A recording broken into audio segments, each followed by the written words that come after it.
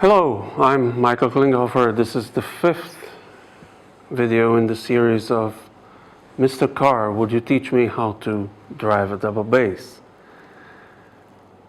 Today we're going to talk a little bit about sound.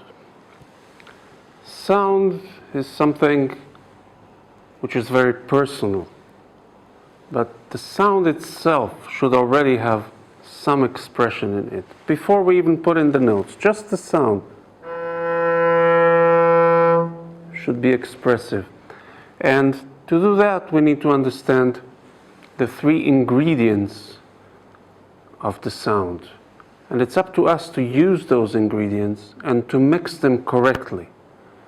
So we're talking about placement, bow placement, or in other words, location. We're talking about weight, arm weight, never pressure, only weight. Arm weight, and we're talking about speed, the speed of the bow. What I will try to do is to help you understand those ingredients, each one separately and in a very intuitive way. Let's start with the location. The bow should be, I think, as a starting point, if we take the 2 upper holes here, this should be the rail on which the bow travels. At least as a starting point, I think this is a good starting point. Once we're there, the bow will behave in a certain way concerning weight and speed. Now, having said that, I would like to talk a little bit more about the arm weight. The arm is so heavy that if I want to draw the bow now, I just can't. In order to get the sound, I have to release the bow. I have to release the weight on the bow. Again, I'm putting all the arm weight, just the weight, there is no pressure. Look, I'm taking away my thumb now, and I'm trying to pull the bow. Only when I release will it go. We can practice this by doing a little exercise which we call the lift bow. Take any note and put all the arm weight you can, just weight, here.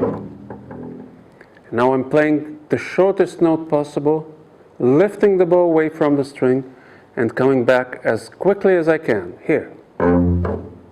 Now I can rest for as long as I want. Now the motion is circular and it happens very quickly. The note is short and I'm coming back as fast as I can, making sure I'm using the arm weight.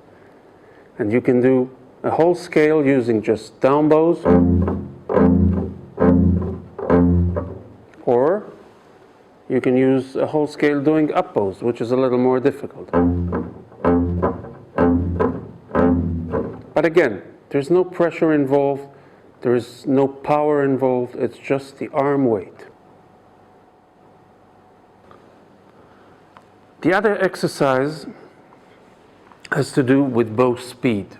Again, it's an exercise that will help you learn intuitively how to control bow speed.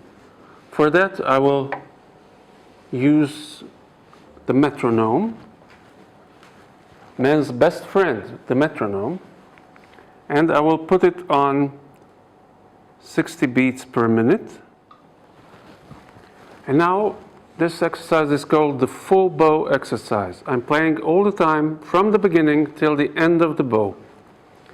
And I'm counting different counts for each note. That will be 8, 4, 5, 6, 7, 8. 1, 2, 3, 4, 5, 6, 7. 1, 2, 3, 4, 5, 6. 1, 2, 3, 4, 5.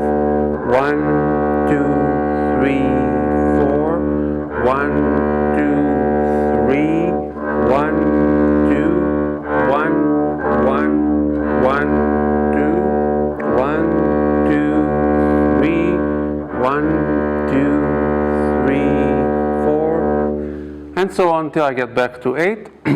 You can see how the volume increases, the loudness increases and decreases.